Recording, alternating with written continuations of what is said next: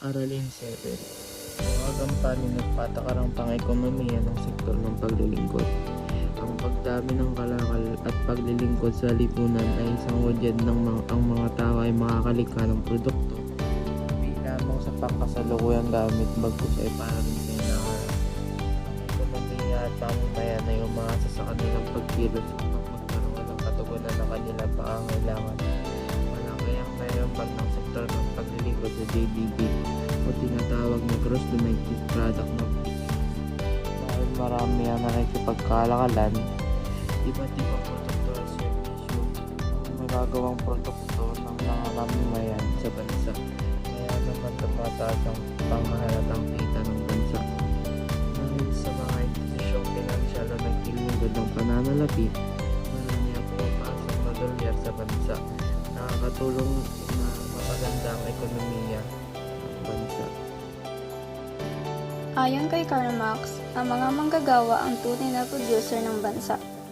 Ang lupa at kapital bilang salik ng produksyon ay hindi malilinang kung walang manggagawa.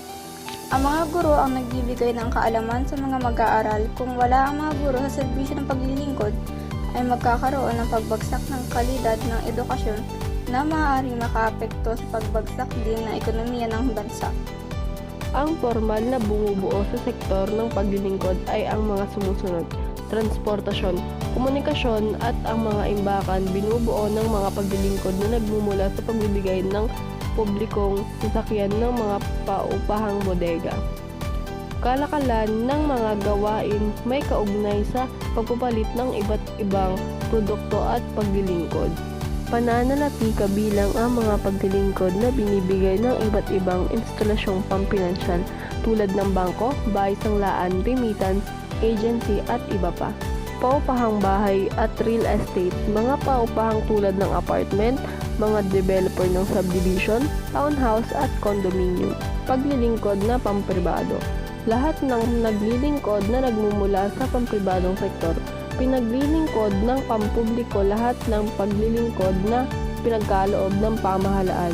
Service Incentive Leave, SIL, Artikulo 95. Ang bawat manggagawa na nakapaglingkod ng hindi kukulangin ng isang taon ay dapat magkaroon ng karapatan sa taunang Service Incentive Leave na 5 araw na may bayad. Nakakalaga sa karapatan ng manggagawa. Artikulo 13. Palibunan ng karapatan.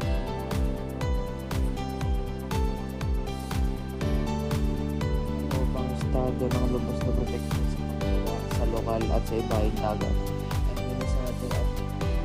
Organisado at dapat itaguyod ang puspusang employment at pantay na pagkakataon sa trabaho para sa lahat.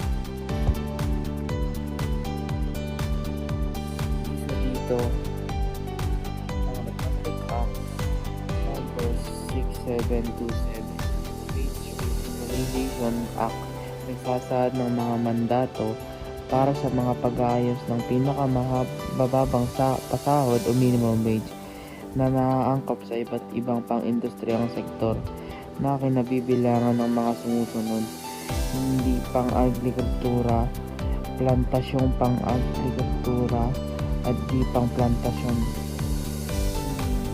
pang-yari kamay at pagtingi depende sa bilang ng mga manggagawa o puhunan o taunang kita sa ilang sektor.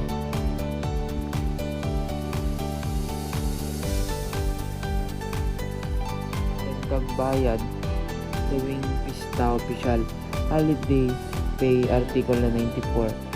Tinutukoy sa bayad sa isang manggagawa na katumbas ng isang araw na sahod kahit hindi pumapasok sa araw ng pista.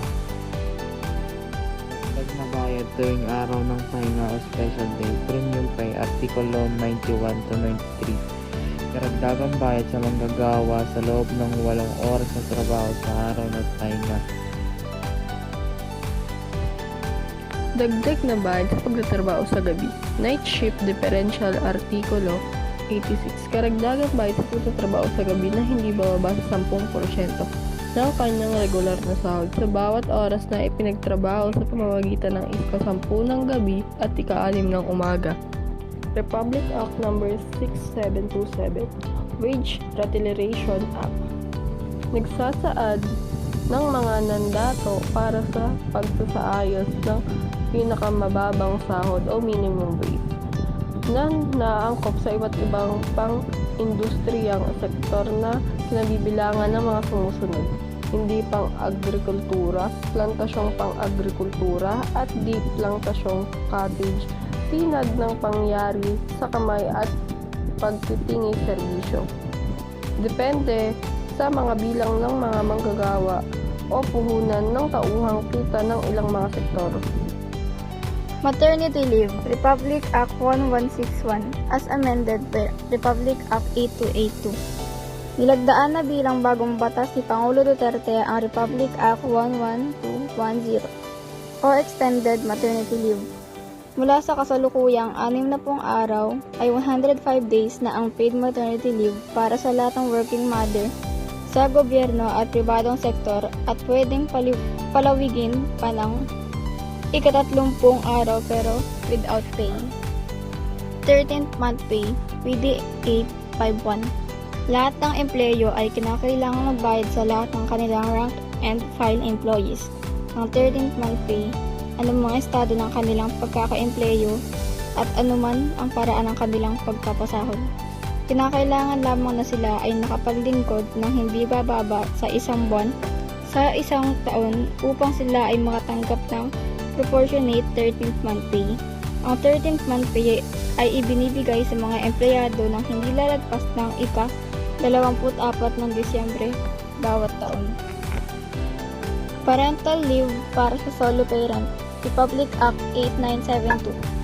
Sa pamahalaan, entitled sa parental leave ang mga sumusunod: babaeng empleyado na nagsilang ng anak na bunga ng rape, kahit wala pang hatol sa offender, magulang na naiwang mag-isa sa pagpapalaki ng kanyang anak dahil sa pagkamatay ng asawa, pagkakulong ng asawa, pagkabaliw ng asawa, legal separation, annulment ng kasal o pag-abanda sa asawa na hindi bababa ng 1 taon. Sino ang may anak ngunit hindi kasal at nais na kupin ng kanyang anak, imbis na ipaalaga ito sa iba? Sino mang mag-isang nagbibigay ng parental care and support sa isa o higit pang bilang ng bata? Family member na nagsisilbing head of the family bunga ng pagkamatay. Abandonment, disappearance, prolonged absence ng mga magulang na tumagal ng 1 taon. Benepisyo sa employees, compensation program, PD 626. Isang programa ng pamahalaan o dinisenyo upang magbigay ng isang compensation package sa mga manggagawa o dependents ng mga manggagawang nagkatrabaho sa pampubliko at pampribadong sektor sakaling may kaganapang pagkakasakit na may kaugnayan sa trabaho, pinsala, kapansanan o kamatayan. Samantala, isa sa pinakamabigat na suliranin ng mga manggagawang Pilipino sa sektor na ito ay ang lumalang kontraktualisasyon sa paghahanap buhay. Sa kagyat napakahulugan, ang kontraktual ay isang katayuan sa trabaho saan ipinagkakait ang ugnayan employer-employee sa pagitan ng isang manggagawa at ng kapitalista o kumpanyang tunay na nakikinabang sa kanyang lakas paggawa. Ipinagkakait sa kanya ang katayuang regular employee ng naturang kumpanya o kapitalista. Ang kontraktusyon ay isang eksena upang hindi napahabayan ng natanggalan ng benepisyo, natanggalan ng seguridad sa trabaho. Ang mga manggagawa, isa ito sa pakatakaran na kung saan ang manggagawa ay nakatali sa kontrata na mayroon siyang trabaho sa 5 buwan lamang. Ng mga manggagawang Pilipino ay sapilitang mangibong bansa at doon magtrabaho kapag patuloy yung ganito. Wala ng ating bansa ng